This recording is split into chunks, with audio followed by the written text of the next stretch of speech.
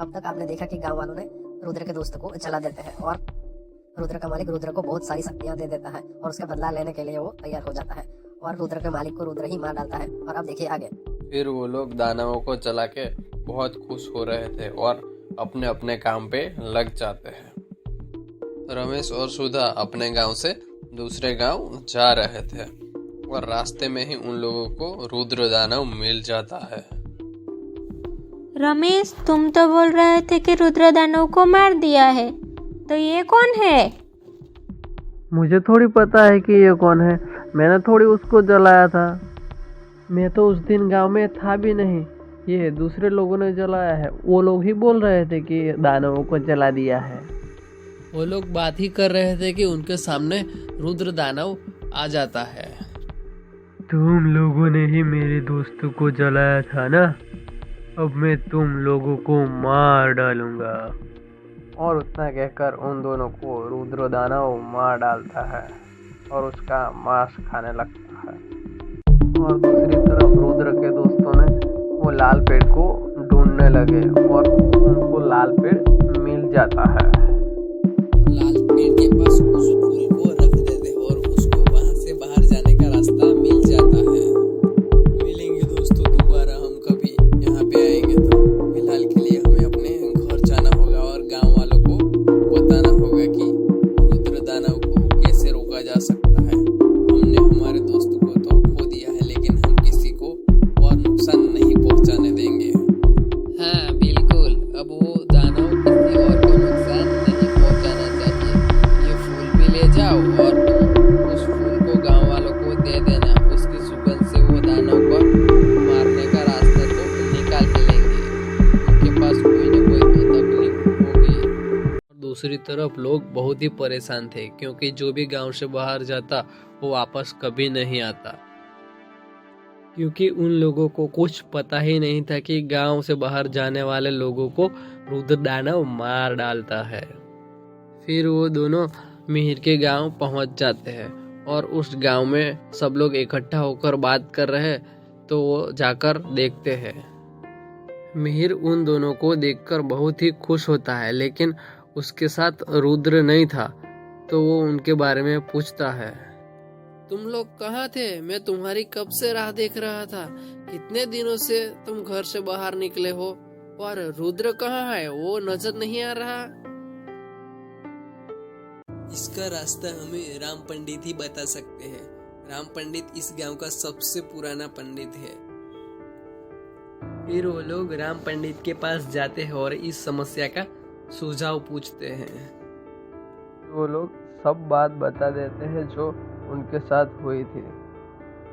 मुझे तो लगता है कि इस दानवों का ही काम है। कुछ दानवों ने तो हमने जला दिया, लेकिन और भी दानव हो सकते हैं। तो फिर हम एक काम करते हैं, किसी भी गांव वाला आज से बाहर नहीं जाएगा और दूसरे गांव वाला भी बाहर नहीं जाएगा। इसीलिए वो दानव गांव के अंदर तो आएगा ही। जब वो गांव के अंदर आएगा तो हम इस फूल की सुगंध से उसको बेहोश करके और उसको कैद कर लेंगे।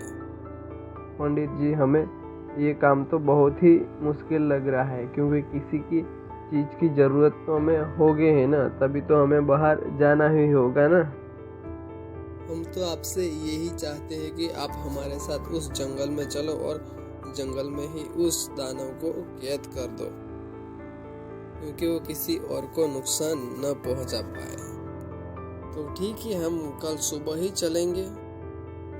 फिर वो लोग उस जंगल में जाने के लिए निकल जाते हैं और थोड़ी ही देर में उस जंगल में पहुंच जाते हैं, लेकिन वहां पे उसको दानव नहीं दिखाई देता। बहुत ढूंढने के बाद उन लोगों को दानव मिलता नहीं है, पर चिड़िया और हाथी उनको वापस मिल जाते हैं। तुम लोग यहाँ पे क्या कर रहे हो? हम उस दानव को ढूंढ रहे हैं। हमने पूरा जंगल छान मारा, लेकिन हमें दानव नहीं मिला। और वो आपको आज मिलेगा भी नहीं, क्योंकि वो एक आदमी को मार के अभी अभी यहाँ से निकला है। आज तो वो अपनी गुफा से बाहर नहीं आएगा। अब तो वो कल ही आएगा, क्योंकि उसने एक आदमी को मार दिया है। तो फिर हम आज ही उसकी गुफा में चलते हैं और उसको वहीं पे ही कैद कर देते हैं। फिर वो लोग उसकी गुफा तरफ जाने लगते हैं और गुफा में पहुंचकर देखते हैं कि वहाँ पे सिरसी और रुद्र दानव बात कर रहे थे। ये इंसान तो खुद ही मरने के लिए मेरी गुफा में आ गए। अब इसको मेरे हाथों से कोई नहीं बचा पाएगा और इन लोगों का मांस खाने में मुझे बहुत ही मजा आएगा। वो दानव उसको मारने के लिए उन लोगों की तरफ आ ही रहा था, लेकिन उससे पहले राम पंडित ने एक गोल घेरा बना दिया था, इसीलिए वो उस घेरे को रुद्र दानव पार नहीं कर पाया। फिर राम पंडित अकेला उस घेरे से बाहर निकल जाता है और एक छोटा सा और घेरा बना देता है और उस घेरे में खुद ही खड़ा हो जाता है। जब रुद्र दानव उसकी तरफ आता है तो अपनी तरफ से वो फूल उसको सूंघा देता है और वो वहाँ पे ही बेहोश हो जाता है। राम पंडित अपने शक्ति से एक पेड़ उत्पन्न करता है और उस पेड़ में उसको कैद कर देता है और उसकी गुफा को नष्ट कर देता है। उसके साथ सिरसिंह भी नष्ट हो जाता है। और इस तरह रुद्र दानव को राम पंडित ने कैद कर लिया।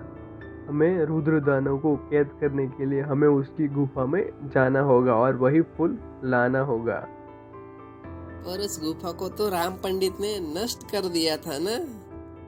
तुम ये पत्थर लो, जैसे ही तुम जंगल में जाओगे और उस फूल के पास जाओगे तभी तुमको ये चमकता हुआ नजर आएगा, तो तुम समझ जाना कि ये फूल वही है। फिर वो लोग बहुत ढूंढने के बाद उस जंगल में उन लोगों को वो फूल मिल जाते हैं और उस फूल को ले आते हैं। फिर वो लोग उस गांव पहुंच जाते हैं और रुद्र दानव का आने का इंतजार करते हैं। थोड़ी ही देर में वहां पे रुद्र दानव आ जाता है, लेकिन लोगों को एक साथ इकट्ठे घेरे में खड़े हुए देखकर वो समझ जाता है कि कुछ ना कुछ तो गड़बड़ है। फिलहाल के लिए मुझे वापस लौट जाना चाहिए, क्योंकि उन लोगों के पास फूल आ गया है। वो फूल सूखा देंगे तो मैं फिर से बेहोश हो जाऊंगा और फिर से कैद कर लेंगे। इसके लिए मुझे फिलहाल के लिए लौट जाना ही होगा। वो वापस मुड़ के जा ही रहा था कि वो देखता है कि उसके आसपास भी एक घेरा बन गया था और वो घेरा रूही बाबा ने बना दिया था, जिससे वो घेरे से बाहर नहीं जा सकता था। तुमने बहुत ही सारे बेकसूर लोगों को मारा है, अब तुम्हारी बारी है। तुम मरने के लिए तैयार हो जाओ। आज तो तुम्हें पेड़ नहीं बल्कि मैं तुमको एक पत्थर बना दूंगा, जिसे तुम्हें कोई भी आज़ाद नहीं करा पाएगा। फिर रूही बाबा उसको पत्थर में बदल देते हैं और रुद्र दानव एक पत्थर बन जाता है। अब तुम लोगों को डरने की कोई ज़रूरत नहीं है। अब वो रुद्र दानव एक पत्थर बन गया है।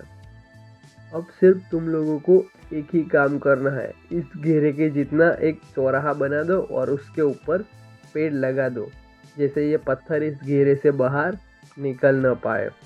जैसे ही इस घेरे से वो पत्थर निकलेगा वो रुद्र दानव फिर से आज़ाद हो जाएगा। एक बात, इस पेड़ को हमेशा हरा भरा ही रखना। ये पेड़ मर जाए तो एक दूसरा पेड़ लगा देना, वरना रुद्र दानव को आज़ाद होने में देर नहीं लगेगी। फिर वो लोग उस घेरे के जितना चौराहा बना देते हैं और उसके ऊपर पेड़ लगा देते हैं। कुछ साल बीतने के बाद वो पेड़ मर जाता है, पर उसकी जगह पे कोई दूसरा पेड़ नहीं लगाता। फिर एक रात वहाँ पे चुड़ैल आती है और अपने मंत्रों के शक्ति से उस रुद्र दानव को उस पत्थर में से आजाद कर देती है। मुझे कालासुर के गुरु यानी चक्रासुर ने भेजा है, तुमको याद किया है, मिलने के लिए तुमको बुलाया है।